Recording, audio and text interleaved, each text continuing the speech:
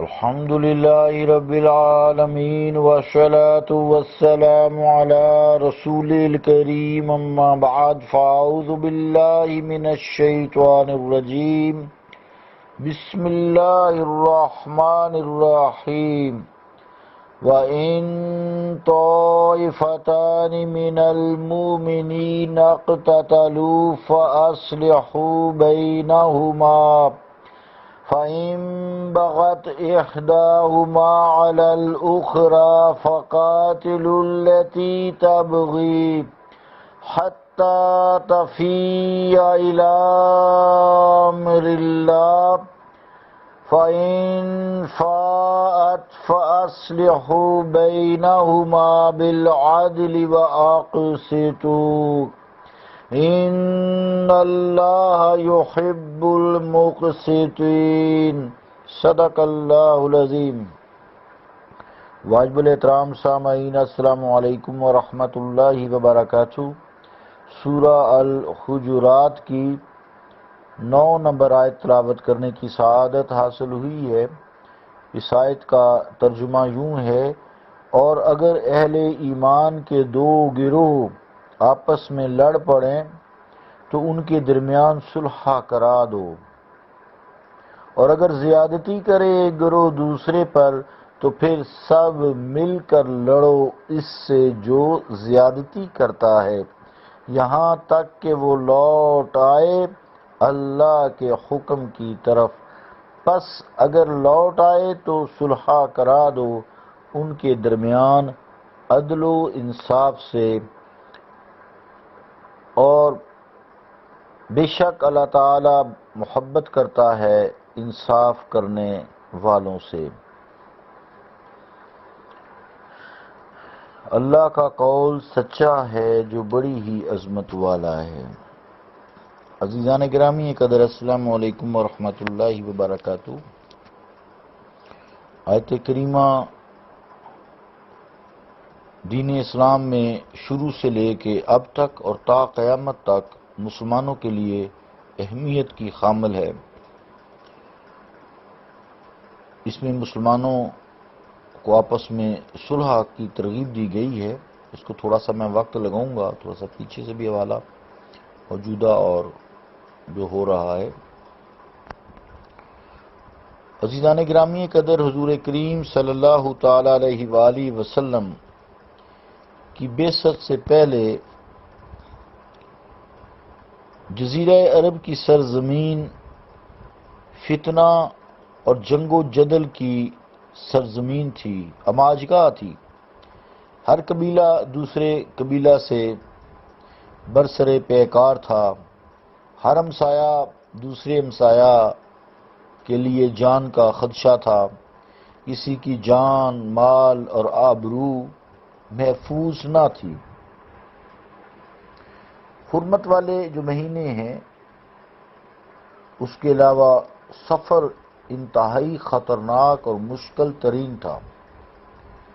حضور کریم صلی اللہ تعالی علیہ وآلہ وسلم کی بعثت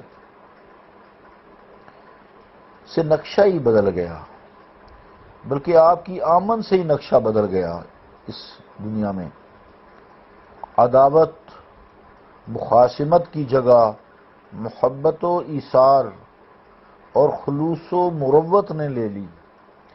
قرآن کریم میں بے شمار آیات ہیں اور حضور کریم صلی اللہ علیہ وآلہ وسلم کے ان گنت ارشادات ہیں جن میں مسلمانوں کو متحد رہنے، آپس میں محبت کرنے اور ایک دوسرے کا احترام کرنے اور حقوق کا پاس رکھنے کی تاکیدی احکامات جاری کیے گئے ہیں، اور ایسی باتوں کو ایمان اور اسلام کے منافی قرار دیا گیا ہے جن کے باعث آپس میں نفرت اور عداوت پیدا ہوتی ہے۔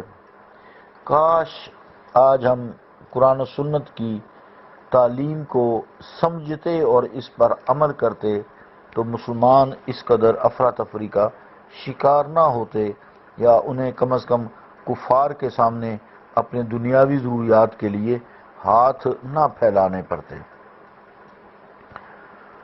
کچھ احادیث مبارکہ آپ سماعت فرمائیں۔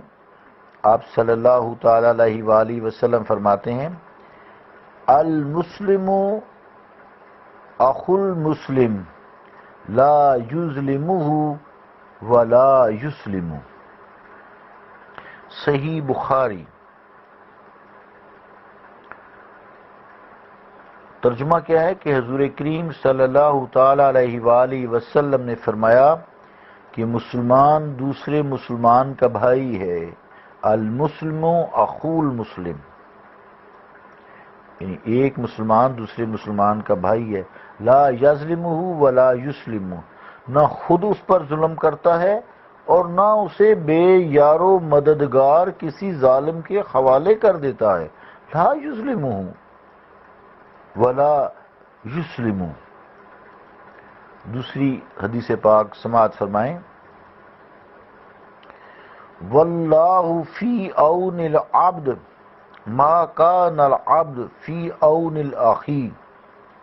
واللہ، اور اللہ تعالی، عون العبد، اپنے بندے کی مدد فرماتا ہے.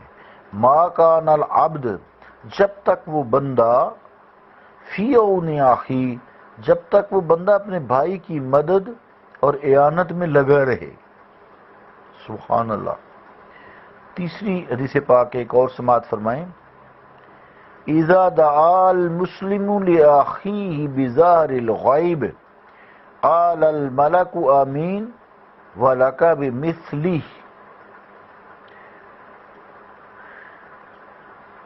ترجمہ کیا ہے؟ حضور صلی اللہ تعالی علیہ وآلہ وسلم نے فرمایا جب کوئی مسلمان اپنے بھائی کے لیے اس کی عدم موجودگی میں اس کے لیے دعا مانگتا ہے تو فرشتہ اس پر آمین کہتا ہے اور کہتا ہے کہ یہی دعا تیرے حق میں بھی مقبول ہو. ایک اور حدیث پاک سماعت فرمائیے. مثل المسلمین فی توادہم و تراحمہم و تواصلہم کمثل الجسد الواحد اذا اشتکا منہ عدو تداعی لہ سائر الجسد بالحمى والسہر. تفسیر ابن کثیر زیر آیت ھذا جلد 4 صفحہ 211. صحیح مسلم. صحیح مسلم جلد 2 صفحہ 321. ترجمہ کیا ہے حدیث پاک کا؟ کہ مسلمانوں کی مثال ایک دوسرے سے محبت کرنے میں، ایک دوسرے پر رحم کرنے میں، ایک دوسرے سے صلح رحمی میں ایسی ہے جیسا ایک جسم ہو. جب اس کا کوئی عضو بیمار پڑ جائے تو سارا جسم بخار میں مبتلا ہو جاتا ہے اور بیدار رہتا ہے. ایک اور حدیث پاک آپ سماعت فرمائیے، پھر انشاءاللہ کل سے اس کا میں ترجمہ بھی شروع کروں گا، پہلے مفہوم سمجھ آ جائے. آپ صلی اللہ علیہ وآلہ وسلم فرماتے ہیں المؤمن للمؤمن کالبنیان یشد بعضہ بعضا. صحیح مسلم. ترجمہ کیا حدیث پاک کا؟ ایک مومن دوسرے مومن کے لیے دیوار کی مانند ہے جس کی ہر اینٹ دوسری اینٹ کو سہارا دیتی ہے. عزیزان گرامی قدر، انسانی معاشرہ میں باہمی تفرقہ کا پیدا ہونا بعید از قیاس نہیں ہو جاتا ہے. نفسانی خواہشات ہوتی ہیں، ذاتی طمع ہوتی ہے، لالچ ہوتا ہے، بعض اوقات غلط فہمیوں کے باعث جنگ و جدل کی نوبت ہی آ ہی جاتی ہے. ان حالات میں ہمیں کیا کرنا ہے، ہمارا طرز عمل کیسا ہونا چاہیے؟ اس آیت میں بڑے دل نشین پیرایا میں سمو دیا گیا ہے. انشاءاللہ تعالی اس کو میں یہاں سے کل کروں گا. وما علینا الا البلاغ.